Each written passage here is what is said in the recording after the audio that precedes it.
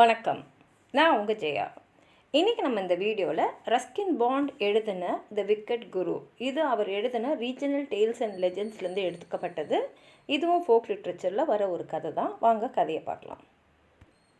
தென்னிந்தியாவில் ஒரு ராஜா ஆண்டுகிட்டு வந்தார். அவருக்கு ஒரு அழகான மகள் இருந்தாங்க. அவங்களுக்கு இப்போ கல்யாண வயசு வந்த உடனே சரி மாப்பிள்ளையை பார்க்கணும் இல்லையா, அதனால் அவருடைய குரு கிட்ட போய் அவர் சொல்கிறாரு, எனக்கு ஒரு நல்ல நாளாக பாருங்கள், நான் என் பொண்ணோட திருமண ஏற்பாடுகளை ஆரம்பிக்கிறோம், அதாவது மாப்பிள்ளை பார்க்குறதுலேருந்து ஆரம்பிக்கிறோன்றாரு. இப்போ இந்த குருவுக்கு அந்த இளவரசி மேலே ஒரு ஆசை. ஏன்னா அந்த பொண்ணு அவ்வளோ அழகாக இருப்பாங்க அந்த இளவரசி.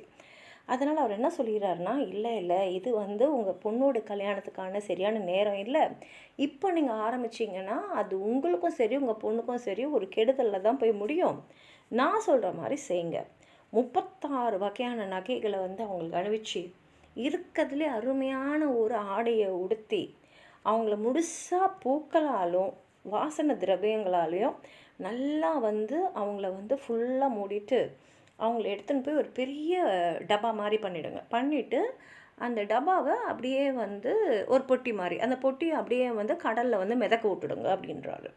இப்போ கடலில் நீங்கள் எதையா மிதக்க விட்டால் என்ன ஆகும்? அது எங்கேயாவது போயிடும், இல்லைன்னா மூழ்கிடும். அப்போல்லாம் என்ன அர்த்தம்? இனிமேல் அந்த ராஜா அவருடைய பொண்ணை பார்க்கவே முடியாது அப்படின்ற மாதிரி தான், பெண்ணை இழக்கிற மாதிரி தான் அது. இந்த கதை நடந்த நேரம் துவாரபுர யுகம், அதாவது 3வது உலகம். அப்போல்லாம் எப்படின்னா, ஒரு குரு சொல்லிட்டாருன்னா நீங்கள் அப்படியே அதை கேட்கணும். எதுவுமே நீங்கள் யோசிக்கூடக்கூடாது, அவர்கிட்ட எதுவும் பேசக்கூடாது. அதனால் மனசு முழுக்க கஷ்டமாக இருந்தாலும் சரி, ராஜாவும் அவருடைய ஆட்களும் சேர்ந்து குரு சொன்ன மாதிரியே செய்கிறாங்க.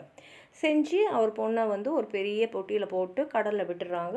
அப்புறம் குருக்கிட்ட சொல்கிறாங்க, நீங்கள் கொஞ்ச நாள் என் கூட இருங்க, அப்போ தான் என் மனசு கொஞ்சம் ஆறுதல் அடையும்னு சொல்லும் போது, இப்போ குருவுக்கு நல்லா தெரியும் அந்த பொண்ணை கடலில் விட்டாச்சுன்னு. அவர் வீடுக்கு வேற போய் சேர்த்துக்கு 3 நாள் பயணம் அவர் செய்யணும்.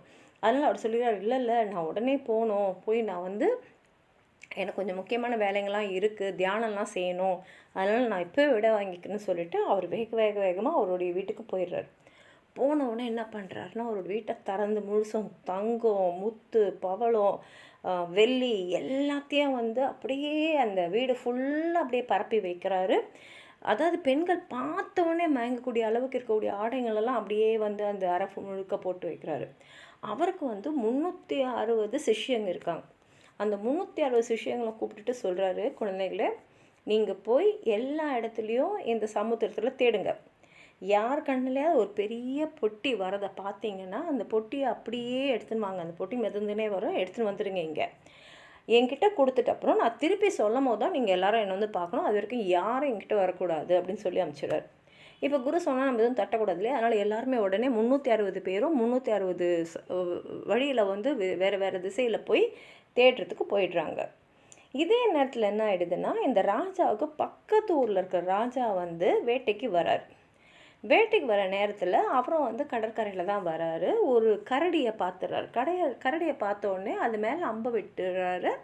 அந்த அம்பு அந்த கரடியோட காலில் பாஞ்சிட்டு அதுக்கு ஒரு வலியை ஏற்படுத்திடுது. இப்போ அந்த கரடி நொண்டி வருது, அப்படியே ஆக்ரோஷமாக இருக்குது.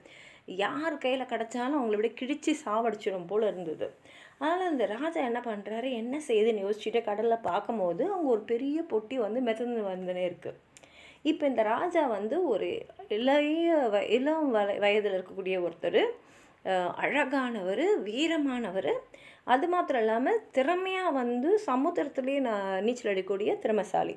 அதனால் அவரே நீச்சல் அடிச்சுன்னு போய் அந்த பொட்டியை எடுத்துன்னு வந்துடுறாரு. திறந்து பார்த்தா உள்ள ஒரு பொண்ணு அப்படியே மணப்பெண் மாதிரி அலங்காரத்தில் அவ்வளோ நகையோடு அவ்வளோ அழகாக இருக்காங்க.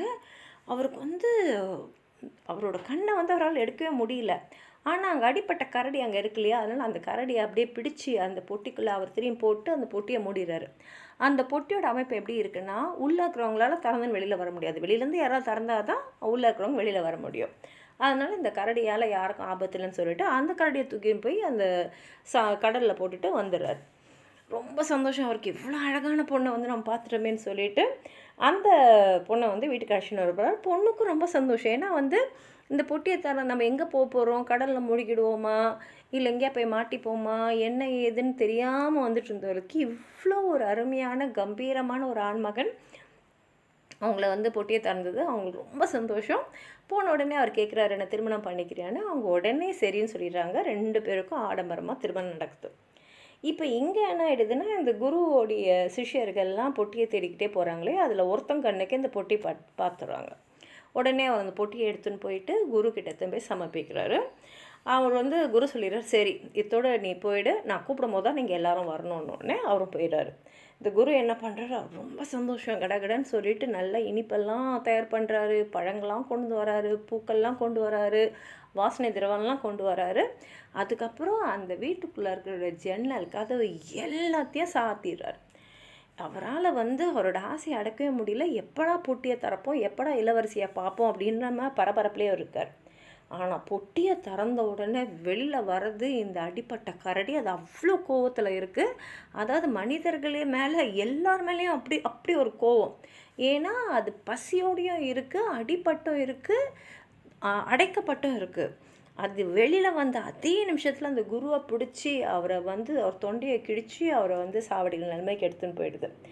சாகிற தருவாயில் இருக்கும்போது அவர் என்ன பண்ணுறாருன்னா, அவரோட சொந்த ரத்தத்திலேயே வந்து அவர் விரலை வச்சுட்டு அங்கே செவரில் வந்து எழுதுறாரு, மனிதர்களுடைய ஆசைகள் வந்து நிறைவேறதில்லை, ஆனால் கடவுளோட ஆசைகள் எப்படி இருந்தாலும் நடந்தே தீரும். ராஜாவோட மகள் வந்து இப்போ ராஜாவோட அரண்மனையில் இந்த கரடி வந்து இந்த சாமியாரை சாப்பிட்டுடுச்சு அப்படின்னு சொல்லிட்டு அவர் எழுதிடுறாரு. Man's desires are not fulfilled, the god's desires prevail, the king's daughter is in the king's palace, the bear is eaten the priest. இப்போ அப்படி சொல்லிட்டு அவர் இறந்துடுறார். இப்போ இந்த குருவோட சிஷ்யர்கள்லாம் காத்துட்டுருக்காங்க, ரொம்ப நாள் காத்துட்டுருக்காங்க. என்னடா அது குரு கிட்ட எந்த செய்தியுமே வரலையேன்னு சொல்லிட்டு, சரி செய்தியே வரலனாலும் அவர் என்ன சொல்லியிருக்காரு, நான் சொன்னால் தான் வரணும்னு. ஒருவேளை அவர் சொல்லி அனுப்பிச்சு நமக்கு தெரியாமல் போயிடுச்சா, இல்லைனாலும் என்ன திட்ட தானே போகிறாரு, அவரை பார்க்காம நம்ம இருக்க முடியாது, அடுத்து நம்ம என்ன செய்யணுன்றதை அவர் வழிகாட்டினா தானே முடியும்னு சொல்லிட்டு எல்லா சிஷ்யர்களும் சேர்ந்துட்டு அந்த 360 பேரும் கதவு கிட்ட வராங்க. கதவை தட்டுறாங்க, கதவை யாரும் திறக்கல. காத்து பார்க்குறாங்க. அப்புறம் பார்த்தா உள்ளே தாள் போட்டிருக்கு. அப்போ உங்களுக்கு புரிஞ்சிடுது உள்ளே யாரோ இருக்காங்கன்னு சொல்லிட்டு கதவை இடித்து உடச்சிட்டு உள்ளே வந்து பார்த்தா அங்கே குரு இறந்து கிடக்குறாரு. அவங்களுக்கு ஒன்றுமே புரியல, எப்படி குரு இறந்துருந்தாருன்னே தெரியல. உடனே ராஜாவுக்கு போய் செய்தியை சொல்கிறாங்க. ராஜாவும் அங்கே வராரு.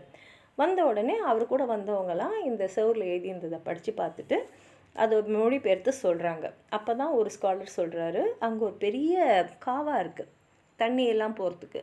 ஒருவேளை இந்த காவா வழியாக இவர் எழுதியிருக்காருல கரடி வந்து சாமியாரை சாப்பிட்டுடுச்சு அப்படின்னு, ஒருவேளை அது வழியாக தப்பிச்சு போயிருக்கலாம் அப்படின்னு சொல்லிடுறாரு. இப்போ இந்த ராஜா ஏற்கனவே மக்களை இழந்த துக்கத்தில் இருக்கார். இப்போ அவரோட குருவுக்கும் இந்த மாதிரி துர்மரணம் ஆகிட்ட அப்புறம் அவருக்கு என்ன பண்ணுறதுன்னு தெரியல. சரின்னு சொல்லிட்டு பக்கத்து நாட்டு அரசரை போய் பார்த்துட்டு வரலாம், கொஞ்சம் பேசினா மனசுக்கு ஆறுதலாக இருக்கும் அப்படின்னு சொல்லிட்டு போகிறாரு. இந்த பக்கத்து நாட்டு அரசர் யாருன்னா, அவர் தான் இந்த இளவரசியாக கல்யாணம் பண்ணிக்கினவர். அதாவது பொட்டியிலேருந்து அவங்கள எடுத்து பார்த்து அதுக்கப்புறம் விரும்பி திருமணம் பண்ணிக்கிட்டார். அவர் வந்து இவரை அழைச்சிட்டு எல்லாம் பேசுகிறாரு. எனக்கு இப்போ தான் திருமணம் ஆச்சு, திடீர்னு நான் திருமணம் பண்ண வேண்டியதுனால நான் உங்களெல்லாம் அழைக்கலாம்லாம் சொல்லிட்டு பேசிக்கிட்டே இருக்காரு. வாங்கன்னு சொல்லிட்டு அழைச்சின்னு போகும்போது அவங்களுக்கு விருந்தோம்பல் பண்ணுறது ராணி. அந்த ராணியை பார்த்தோன்னு ராஜா சொல்கிறாரு, இவங்க அப்படியே என் மகள் மாதிரியே இருக்காங்கன்னு போது ராணி சொல்கிறாங்க, ஆமாம் நீங்கள் தண்ணியில் வந்து மிதக்கு விட்டு அமிச்சிங்களே ஒரு பொட்டியில், அதே ராணி தான் சொன்ன உடனே ராஜாவுக்கு ரொம்ப சந்தோஷமாயிடுதோ நம்ம மகள் தான். ஏன்னா அவர் மனசுலேயே வந்து இந்த நாட்டு ராஜாவை தான் அவரோட மருமகன் ஆக்கிக்கணும், அதாவது மகளுக்கு கணவர் ஆக்கணுன்ற ஆசை அவர் மனசில் இருந்தது. அது வந்து தானாகவே நடந்ததில் அவருக்கு ரொம்ப ரொம்ப சந்தோஷம். இவங்க எல்லாம் இப்போ ஒன்றா சேர்ந்துட்டாங்க, அவ்வளோ சந்தோஷமாக இருக்காங்க. இதோட கதை முடிஞ்சிடுது. உங்களுக்கு அதாவது சொல்லணும்னு நினச்சிங்கன்னா கீழே இருக்கிற கமெண்ட் பாக்ஸில் எழுதுங்க. இந்த வீடியோவை லைக் பண்ணுங்கள், உங்கள் ஃப்ரெண்ட்ஸோடு ஷேர் பண்ணுங்கள். சப்ஸ்கிரைப் பண்ணாதவங்களாம் ப்ளீஸ் சப்ஸ்கிரைப் பண்ணி சப்போர்ட் பண்ணுங்கள். நன்றி.